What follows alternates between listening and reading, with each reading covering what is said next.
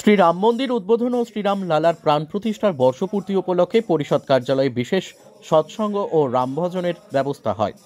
রামলালার প্রাণ প্রতিষ্ঠার বর্ষপূর্তি উপলক্ষে রাম পূজার আয়োজন করা হলো, সেই সঙ্গে রামলালার প্রাণ প্রতিষ্ঠা করা হয়।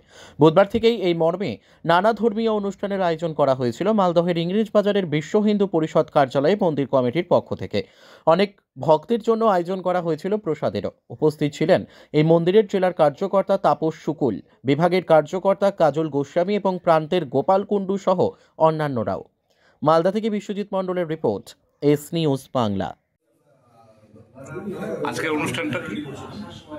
আজকে 2025-এর 22শে জানুয়ারি, আমরা জানি ঠিক এক বছর আগে 2024 সালের জানুয়ারি 22 তারিখে ভব্য রাম মন্দির প্রতিষ্ঠা, রামলালার মন্দির প্রতিষ্ঠা হয়েছে অযোধ্যায়।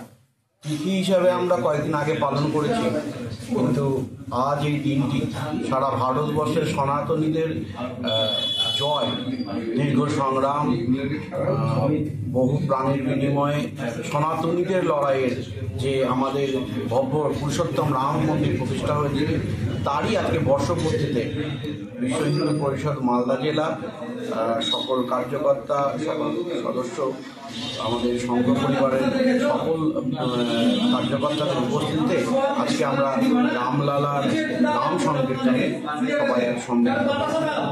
আপনার নামটা? আমার নাম কাজল গোস্বামী, কোন দায়িত্ব আছেন? বিভাগের দায়িত্ব। ধন্যবাদ।